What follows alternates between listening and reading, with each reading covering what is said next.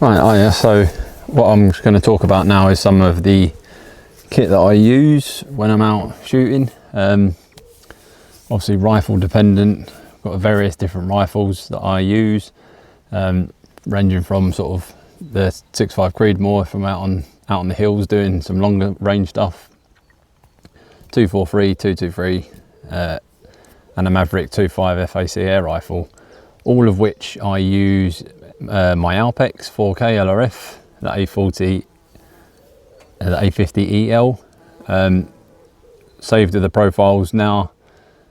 Having done the update, so this is just going to be a bit of a chat on the update and some of the other bits and bobs I use. So having done the update, a lot of people said about the reticles being too fine. I've not found that an issue from what I've read on various forums and social media. Everyone seems to be slightly different. So some people say they're struggling. I use mine in the daytime and the night time. It doesn't seem to be an issue. Like I say there, with a 5.5 124 firmware, that changed the reticles. There was a lot of people saying that the reticles were too wide. Hick Micro then took that on board and they've made them smaller, and now everyone's whinging again. So proof in the pudding, you're never going to please everyone, but they do their best to try and appease most people, most suggestions. Like I said, don't have an issue with mine. It's absolutely bang on. Whatever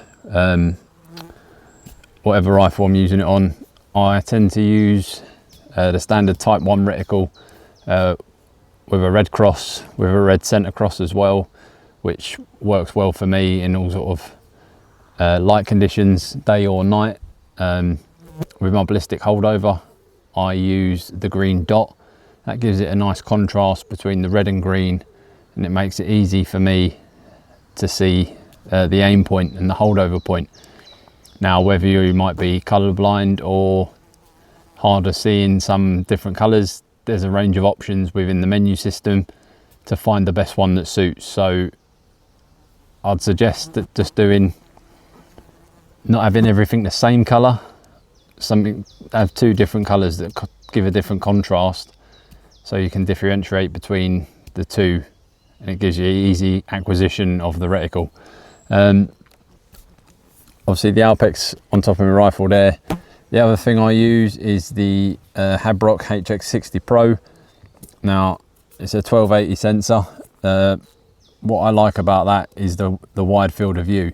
Now that's a 2.6 mag on the thermal channel, on the 1280 thermal channel. And obviously it gives you the 4K day resolution as well with image stabilization.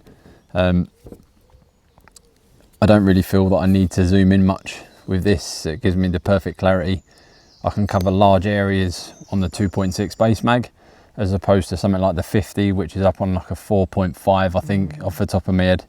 So that's the sort of combination I use with that, whether that be out doing sort of longer range stuff out on the foxes, things like that, or on the hillside, or even around the farmyard on the rats. It's just a good all-rounder for me, and it gives me the best capability.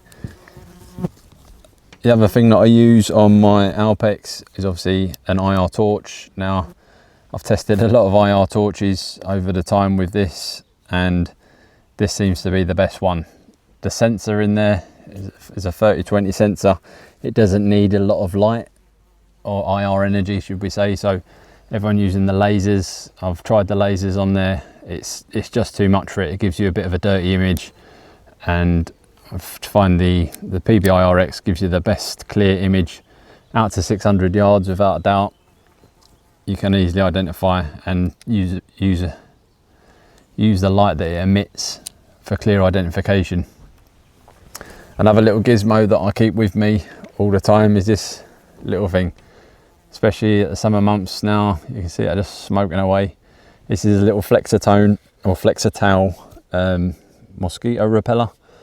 Now when I'm shooting off the bonnet of my truck like I am tonight, I have this on. It's got a magnet on the bottom, or it's got the 1/4 inch camera screw. Yeah, so that was a quick rundown of the camera kit and the sound stuff I've just purchased. So it's a bit of a test really, but I'll just talk about what I use and what I get up to. So now that I've got all the gear, stand by for more videos. Cheers.